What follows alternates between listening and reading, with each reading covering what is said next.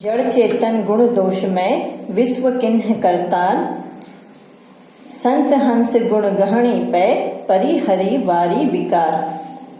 प्रस्तुत दोहे में तुलसीदास हंस पक्षी के साथ संत की तुलना करते हैं। तुलसीदास कहते हैं कि इस पृथ्वी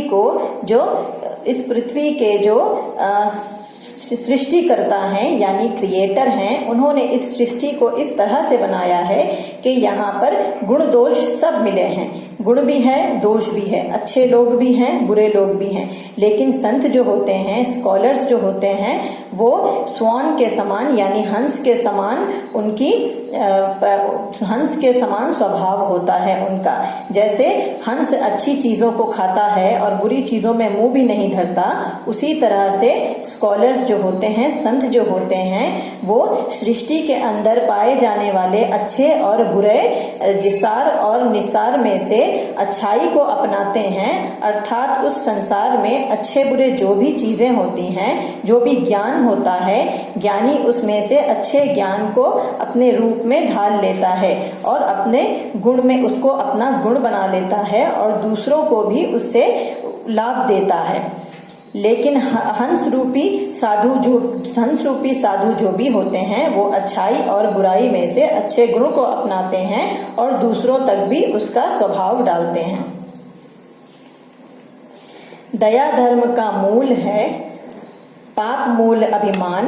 तुलसी दया न चाहिए, जब लग घट में प्राण।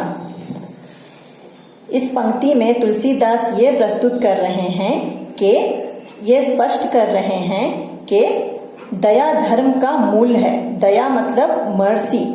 अब हमारे अंदर जो मर्सी होती है, दया होती है, वो हमारा मूल्य होता है। वैसा ही हमारे कैरेक्टर में दया मूल्य होना चाहिए, इम्पोर्टेंट होना चाहिए। और अभिमान पाप है। सृष्टि में दया ही सबसे उच्च प्रकार है और अभिमान जो है वो एक तरह से पाप है। अभिमान मतलब प्राइड। हमें प्राइड में नहीं रहना चाहिए, बल्कि हर वक्त मर्सी के साथ रहना चाहिए और दूसरों को अपने प्राइड से इफेक्ट नहीं करना चाहिए, बल्कि सब पे मर्सी ब्लेसिंग करते रहना चाहिए।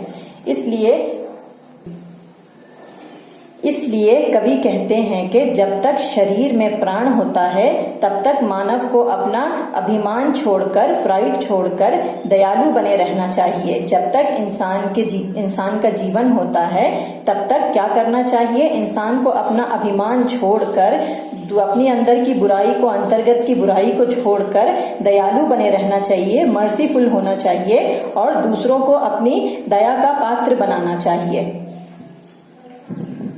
तुलसी साथी विपत्ति के, विद्या विनय विवेक, साहस कृति सुस्तयवत्र, राम भरोसे एक।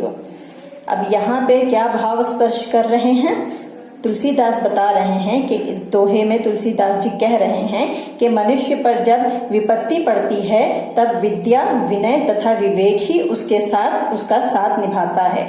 जब इंसान को किसी तरह की प्रॉब्लम आती है, किसी तरह का उसे विपत्ति आता है, तो जो उसका ज्ञान होता है, जो ज्ञान उसने अपने जीवन से सीखा होता है, उसी का वो ज्ञान ही उसे काम देता है, वो ज्ञान ही उसे काम आता है। और ज्ञान के अलावा उसका विवेक जो होता है, अंतरात्मा जो होती है, अच्छाई जो होती है, वही उसके काम आती है। जब हम लोग किसी चीज को डिसाइड करने में कंफ्यूज हो जाते हैं, तो हमारा विवेक ही होता है जो हमें सही और गलत का अंतर बताता है। जो राम पर भरोसा करता है, वो साहसी और सुकृतवान बनता है। जो राम पर या जो क्रिएटर पर, जो भगवान पर, जो ऊपर वाले पर भरोसा करता है, सृष्टि क्रेता पे भरोसा करता है, वही आखिर में सफल होता है। सफलता उसी को प्राप्त होती है। राम नाम मणि दीप धरु, जीह देहरी द्वार, तुलसी भीतर बाहर रो, जो चाहसी उजियार। इस पंक्ति में तुलसीदास बताते हैं कि जिस तरह देहरी पर यानी दहलीज पर, चौखट पर दिया रखने से पूरे घर के भीतर तथा आंगन में भी प्रकाश फैल जाता है। जब हम दीपक या दिया चौखट पर रखते हैं, तो घर के आंगन के साथ साथ घर के अंदर भी रोशनी हो जाती है। उसी प्रकार से हमें भी अगर हम राम नाम जपते रहते हैं, यानी अपनी क्रिएटर का, ऑलमाइटी का नाम जपते रहते हैं, तो मानव के आंतरिक और बाहर भी शुद्धि होती है, यानी purity of soul and mind and heart. जब हम अपने क्रिएटर का, अपने सृष्टिक्रेता का नाम जपते हैं, अपने क्रिएटर का नाम जपते हैं, नाम लेते हैं, तो उससे हमारे अंदर और बाहर दोनों तरह से हमें क्या मिलती है? शुद्धि मिलती है। हमारा सोल और हमारा माइंड पूरा प्योर हो जाता है, प्योरिटी मिलती है। तो ओवरऑल इस दोहों का आशय ये है कि तुलसीदास जी ने इन दोहों से पहले दो पंक्तियों में मुखिया के लक्षण बताए हैं कि मुखिया को किसके समान होना चाहिए? मुख के समान होना चाहिए। दूसरी पंक्ति में उन्होंने संत का स्वभाव आदि पर प्रकाश डाला है। तीसरी पंक्ति में उन्होंने कहा है कि दया धर्म का महत्व, अभिमान त्यागना चाहिए, बुराई को छोड़ना चाहिए और अपने विवेक युक्त व्यवहार से सब लोगों को फायदा पहुंचाना चाहिए। राम पर विश्वास करना चाहिए, यानी अपने ऑलमाइटी गॉड पर हमेशा विश्वास रहना चाहिए, चाहे स्थिति कैसी भी हो।